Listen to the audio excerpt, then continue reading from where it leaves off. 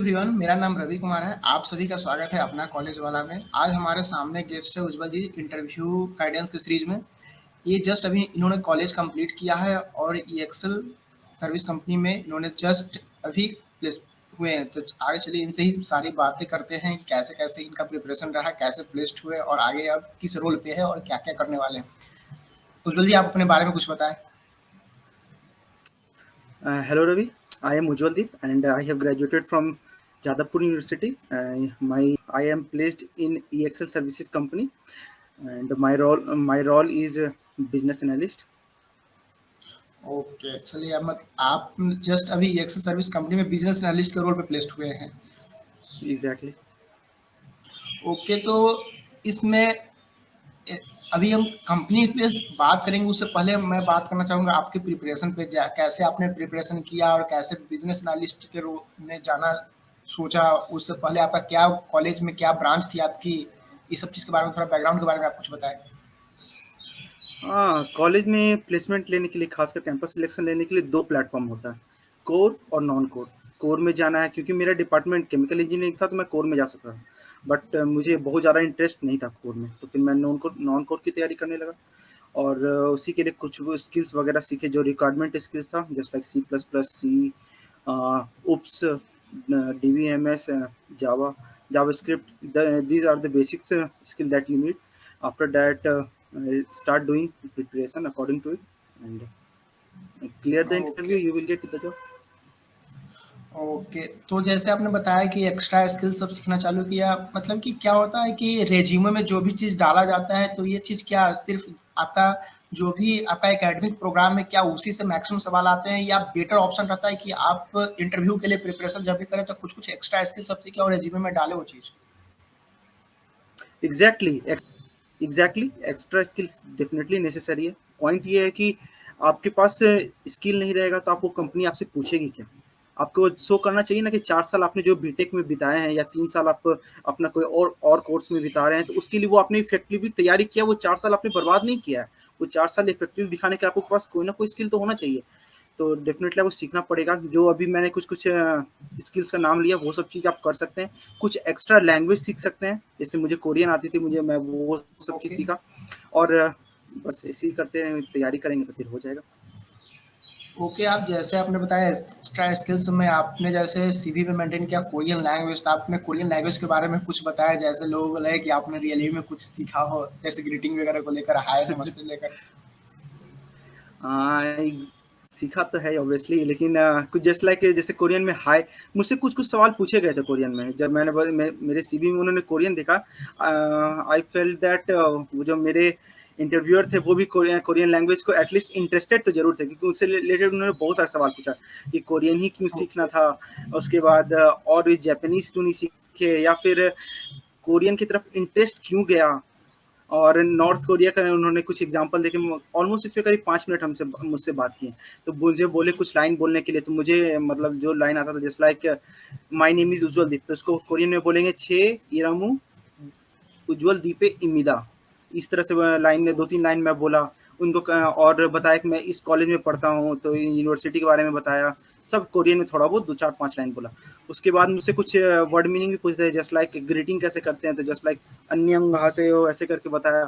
तो इसलिए उससे एक्साइटेड हुए और नॉर्थ कोरिया के एग्जांपल दिए कि नॉर्थ कोरिया में जब इतना प्रॉब्लम है तो फिर कोरियन लैंग्वेज क्यों सीखा। तो मैंने एक्सप्लेन यस किया यू। कि सर नॉर्थ एग्जैक्टली। तो फिर मैंने एक्सप्लेन किया कि sir north Korea and south Korea two countries, and South Korea is well developed, and there are lots of things to do in Korea. It is a democratic area, unlike North Korea. ये सब चीज़ बताया sir ने, convinces का। फिर आगे मेरा interview process हुआ। Okay. Okay, तो मतलब आप जैसे ये चीज़ बता पा रहे हैं, तो जैसे आपने ये चीज़ हाईलाइट किया है कि जो चीज़ भी आप सीवी में मेंटेन किए, जो चीज़ भी डाले, जो भी स्किल्स डाले, जैसे आपने लैंग्वेज में मैक्सिमम नॉर्मल लोग हिंदी और इंग्लिश डालते हैं, आपने एक्स्ट्रा स्किल्स ऐड किया लैंग्वेज में, कोरियन को ऐड किया, फिर सी प्रोग्राम में ऐड किया, इंटरेस्ट इन मैथ में आप ऐड किए। तो ये सब चीज़ जो डाले, मतलब इसे क्रॉस क्वेश्चन जो भी होने वाली थी उसके लिए आप ऑलरेडी पहले से प्रिपेयर थे उसके उस चीज़ को लेकर, एग्जैक्टली कि जो भी क्रॉस क्वेश्चन एग्जैक्टली आ रहे हैं। एग्जैक्टली। इंटरव्यू तैयार करने का कुछ तरीका होता है। सबसे पहले जो स्किल्स डाल रहे हैं उससे रिलेटेड ओके। जितना आप इन्फॉर्मेशन आप निकाल सकते हैं। मैं कोरियन का लैंग्वेज में लिखा था, तो लैंग्वेज से रिलेटेड मैंने बहुत कुछ तैयारी किया, जस्ट लाइक करीब ढेर सारा वर्ड याद कर लिया था कि कुछ अगर पूछे तो मैं बता दूं। मैं कोरियन में मतलब कोरियन में मैं अपना इंट्रोडक्शन पूरा याद कर लिया था। उसके बाद और भी जो मुझे थोड़ा बहुत आता है वो सब मैं देख करके गया था। ये हो गया लैंग्वेज की बात। कुछ इंटर्नशिप और प्रोजेक्ट आप करते हैं, उससे रिलेटेड आप पूरा इन्फॉर्मेशन रखेंगे। अगर इंटर्नशिप या प्रोजेक्ट कर रहे हैं उससे रिलेटेड कम से कम 10 या 12 पेज या फिर जितना नॉलेज उस पर इकट्ठा कर सकते हैं वो सब लिखे, उसको प्रॉपरली याद कर लें। और उसके उसके ओके। अनुसार जितना क्रॉस क्वेश्चन उससे जनरेट हो सकता है वो सब को आप कंफर्म करें। उस सब क्वेश्चन को लिखें, याद करें, बार बार सुने, इतना बार करें कि आपके वो माइंड में एकदम 100% बैठा हुआ है। क्योंकि वो अगर आपसे पूछ रहे हैं, अगर आप जवाब नहीं देते हो तो वो आपके लिए नेगेटिव इम्पैक्ट पड़ेगा। या एग्जैक्टली। डेफिनेटली वहाँ क्या है कि माइनस पॉइंट ही होगा आपके लिए, अगर वो चीज़ आप एक्स्ट्रा इन्फॉर्मेशन डाल रहे हैं और उसका प्रिपेयर आप नहीं कर पा रहे हैं, क्योंकि जवाब तो देना पड़ेगा किसी भी हाल में। वहाँ अगर उस, क्योंकि वो सब बाउंड्री सिलेक्शन और बाउंड्री है, क्राइटेरिया कि आप सेलेक्ट होंगे या नहीं होंगे, और इसलिए बात है। तो एक चीज़ आप बताइएगा, जैसे कि ये आप बताएं कि एक्स्ट्रा स्किल सब जो भी ऐड करें, तो आप कुछ अपने पॉइंट ऑफ व्यू से बताएं कि जो भी चीज़ थी आप सर्टिफिकेशन इंटर्नशिप के लिए जो भी कुछ उसमें एक्स्ट्रा ऐड किए होंगे, तो आपने क्या क्या ऐड किया था। जैसे अगर आप केमिकल ब्रांच से आ रहे हैं तो एक्स्ट्रा, जैसे बिजनेस एनालिस्ट के रोल पे जाना चाह रहे थे आप, प्रोग्राम की तरफ जाना चाह रहे थे, तो एक्स्ट्रा क्या क्या ऐड किए थे और उसका रिसोर्स क्या फॉलो किए, तो वो चीज़ कैसे तैयार प्रिपरेशन की थी, उस चीज़ के बारे में कुछ बताएं। एग्जैक्टली प्रिपरेशन करने के लिए सबसे जो इम्पोर्टेंट थिंग है वो आपके पास एक यूट्यूब है। आप पहले सोच लीजिए आपको करना क्या है, कोर या नॉन कोर में डिसाइड करिए, उसके अनुसार फिर ओके। प्रिपरेशन ढूंढिए। यूट्यूब बहुत बड़ा साधन है, आप वहाँ से कुछ भी ढूंढेंगे आपको सब सारे इन्फॉर्मेशन मिल जाते हैं। ऐसा कोई इन्फॉर्मेशन नहीं जो आपको वहाँ पे नहीं मिलेगा। उसके उसके बाद फिर आप क्रोम पे ढूंढ सकते हैं, उसके बाद बहुत सारे साइट्स हैं उसके अनुसार देख सकते हैं। और अकॉर्डिंग उसके अकॉर्डिंग आप कुछ भी कर सकते हैं, जैसे आपको जरूरत पड़े उस अनुसार इधर उधर ढूंढ सकते हैं। ऐसे आप तैयारी कर सकते हैं। अच्छा, अब थोड़ा अब हम आते हैं एक्सेल सर्विस कंपनी के ऊपर आते हैं कि उसका क्या क्या राउंड होता है सिलेक्शन का, और वो क्या क्या मतलब कि कुछ डिफिकल्टी लेवल क्वेश्चन का क्या रहता है, और वो किस टाइप का कोई आपसे स्पेसिफिक क्वेश्चन पूछा गया था जो आपको अभी तक याद हो तो कुछ शेयर करना चाहें। एग्जैक्टली। ऑब्वियसली मैं बताता हूँ। सबसे पहले मैं अपने कंपनी के बारे में बताता हूँ। मेरी कंपनी एक बिजनेस एनालिस्ट कंपनी है। और ये कंपनी लेने के लिए मुझे याद है कि कंपनी जब मेरे कॉलेज में आई थी वो सितंबर के टाइम में आई थी।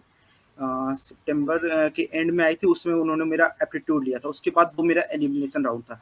एप्टीट्यूड टेस्ट में जनरली ओके। आप तैयारी जो करेंगे वो यूट्यूब से करेंगे, करियर राइट ऑप्शन है और भी बहुत सारा टॉपिक। एक एप्टीट्यूड के लिए टॉपिक छाटें, उस अनुसार फिर हर ओके। एक टॉपिक से जितना क्वेश्चन लगा सकते, जितना प्रैक्टिस कर सकते कर लें।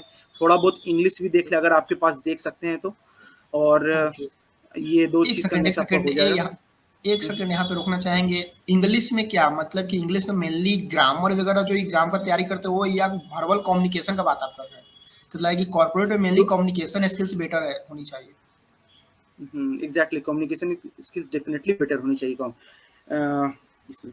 लेकिन वहाँ पे बहुत हाई लेवल का इंग्लिश नहीं पूछेंगे, जस्ट बेसिक इंग्लिश पूछेंगे। जस्ट लाइक एक okay. Fill in the blanks दे देंगे, उसमें ऑन या टू क्या आएगा वो आपको सेंटेंस देके समझ में आएगा। थोड़ा बहुत आप इसको देखेंगे, 2-4 पेपर आप सॉल्व करेंगे, वो सबसे हो जाए। AMCAT एक साइट है, उसका कुछ पेपर लगा सकते हैं, यूट्यूब पे अवेलेबल है। ओके। उसका 2-3 साइट लगाएंगे, ओके। उससे आपको आइडिया हो जाएगा किस तरह का इंग्लिश का क्वेश्चन आता है। बस ये आसान होता है, ज़्यादा इसमें नहीं करना है। अब बात आता है एलिमिनेशन राउंड पे। मैं सीनियर से बात की जो ऑलरेडी मेरे प्लेस्ड हो चुके थे EXL में, तो मुझे पता चला था कि C++ और C और SQL के अलावा जो क्वेश्चन पूछते हैं वो पजल और गेस्टिमेट से पूछते हैं। हर कंपनी का अपना अलग ओके। होता है, उस अनुसार अपने पास आउट सीनियर से पता करें। जैसे मैंने अपने पता किया, मुझे पता चला था कि गेस्टिमेट और पजल वो डेफिनेटली पूछेंगे। मैं इसलिए मैंने पजल में ऑलमोस्ट 100 क्वेश्चन तक सॉल्व कर लिया था। मतलब जितना यूट्यूब पे मिल रहा ओके। था, एक लंबा लंबा सीरीज मिलता था, प्लेलिस्ट मिलता था जिसमें 60-65 क्वेश्चन ओके। होता था, वो सब मैं सॉल्व कर जा रहा था। ऑलमोस्ट 100 क्वेश्चन मिनिमम तो लगाया ही था। उसका गेस्टिमेट भी मैंने बहुत सारे करीब 20-30-50 तक गेस्टिमेट लगाया था। एक रफ आइडिया मिल गया था कि किस तरह से क्वेश्चन में अप्रोच करना है। और बेस्ट पॉइंट ये ओके। था कि जब भी आप मतलब गेस्टिमेट सॉल्व करें, गेस्टिमेट सॉल्व करने का तरीका होता है आप इंटरैक्टिव रहें। आप किसी भी तरह से आप ओके। जस्ट लाइक गेस्टिमेट में आपको पूछता है कि अगर नंबर ऑफ, जैसे एक सिंपल सा क्वेश्चन मैं देता हूँ, number of credit cards in India, तो ऑब्वियसली आप क्रेडिट कार्ड किनके पास होगा, ओनली रिच पीपल के पास होगा या मीडियम पीपल में कुछ लोग के पास होगा, सबके पास नहीं होगा। मान लेते हैं 30% लोग के पास मीडियम पीपल में होगा, रिच पीपल में सबके पास होगा। तो इस तरह से आप उससे इंटरेक्ट करते रहिए, सर अप्रोच क्या लें, एज अप्रोच लें सर या फिर रिच पीपल और पुअर पीपल वाला अप्रोच लें। इस तरह से उनसे पूछते रहिए, ऐसा लगे कि जो आपका इंटरव्यू है वो प्रॉपरली इंटरेक्टिव वे में निकल रहा है। अगर आप ज्यादा कम्युनिकेटिव नहीं भी हैं तो ये आपके लिए पॉजिटिव इफेक्ट डालेगा, डेफिनेटली एक पॉजिटिव इफेक्ट डालेगा। ओके, और ओके। पजल के बारे में बताया, उन्होंने मुझसे टोटल 2 राउंड मिला करके एलिमिनेशन और दोनों एलिमिनेशन राउंड मिला के टोटल 5 पजल पूछे थे।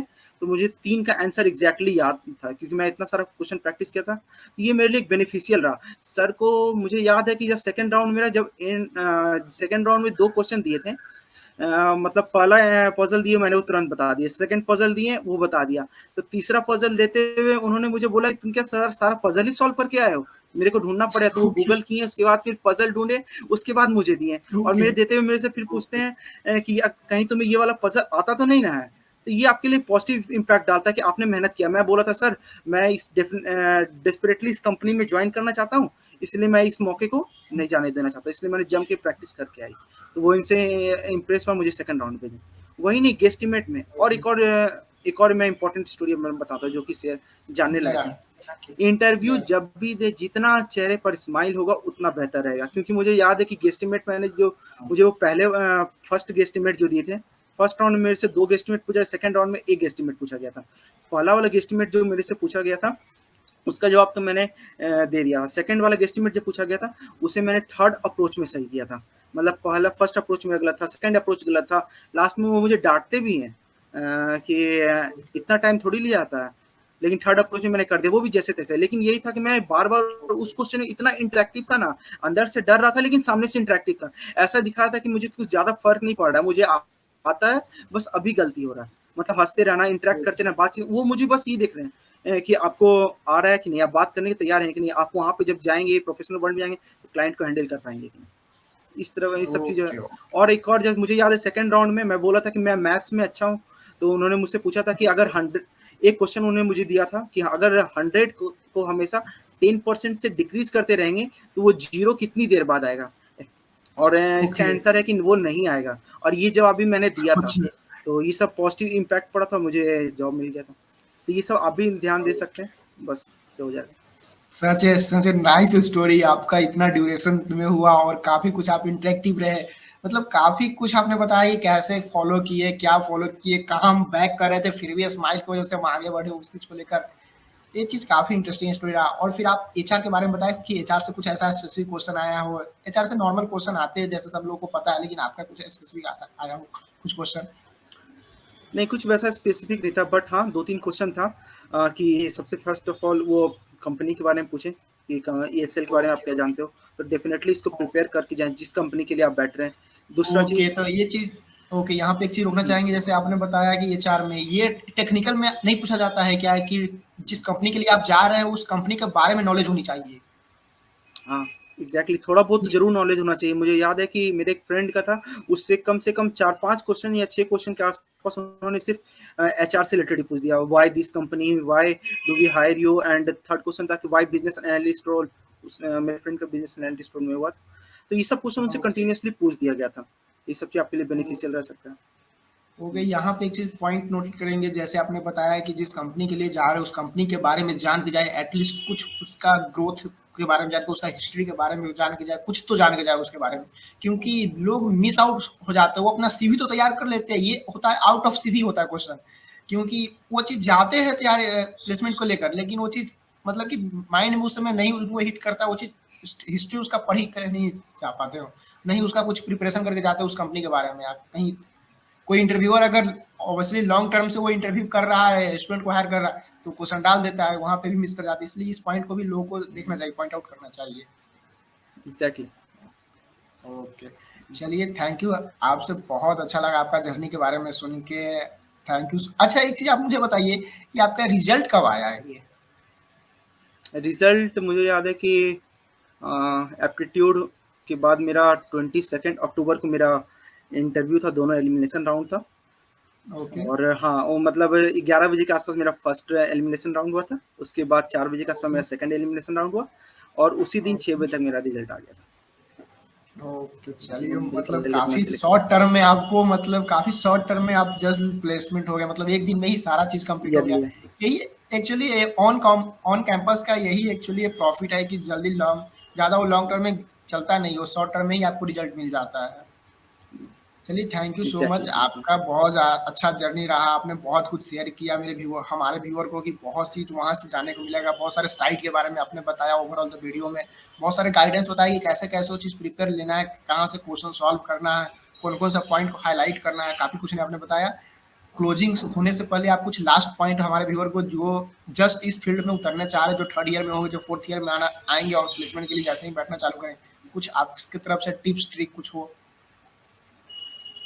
जितना जल्दी आप, सबसे फर्स्ट ऑफ ऑल मैं ये बोलूँ, जितना जल्दी आप प्लेसमेंट की तैयारी के लिए बैठ जाएँ उतना बेनिफिशियल रहेगा। Best time okay. होता है थर्ड ईयर की स्टार्टिंग में या फिर सेकंड ईयर सेकंड सेम के बाद। ये मतलब ये सबसे बेनिफिशियल टाइम है, लेकिन अगर आप लेट से भी स्टार्ट करें तो कोई दिक्कत नहीं है, आपको लग सकता है। उसके बाद यूट्यूब सबसे बड़ा सोर्स है। और इंटरव्यू ओके। जब भी दें चेहरे पे स्माइल जरूर रखें। आप आंसर सही दे रहे गलत दे रहे ज़्यादा मैटर नहीं करता है, लेकिन ये डेफिनेटली बेनिफिशियल रहता है आपके लिए, एक पॉजिटिव इम्पैक्ट जरूर डालता है। वो आपकी हर एक ओके। प्रॉब्लम को, इस स्ट्रेस को ढक देता है, एकदम छुपा देता है। अगर ओके। आपको थोड़ा सा हार्ट बीट फास्ट भी है तो वो सब दिखेगा नहीं, चेहरे से लगेगा कि आप इंटरेक्टिव हैं। थर्ड पॉइंट, सीवी में सिर्फ उतना ही चीज़ डालें जितना के लिए आप श्योर हैं। उसके अलावा एक भी चीज़ एक्स्ट्रा नहीं डालें जिसके लिए आप जवाब नहीं दे सकते हैं, क्योंकि होता क्या है कि अगर आप जवाब नहीं दे पा रहे हैं, अगर कोई सीवी में कुछ एक्स्ट्रा चीज़ लिख दे जिस पे आप जवाब नहीं दे रहे हैं, वो आपके लिए एक निगेटिव इम्पैक्ट डालेगा। अगर आप कम ही चीज़ डालें, 2-4 चीज़ ही डालें, लेकिन उस पे जवाब दे रहा है, वो डेफिनिटली आपके लिए पॉजिटिव इम्पैक्ट डालेगा। नहीं देना एक नेगेटिव ओके। इम्पैक्ट होता है, नेगेटिव एनवायरनमेंट क्रिएट करता है। वो ज़्यादा देर आपसे इंटरेक्ट नहीं करना पसंद करेंगे, आप जवाब नहीं दे रहे हैं। बेहतर होगा कि आप कम ही डालें लेकिन प्रॉपर उसकी तैयारी करें।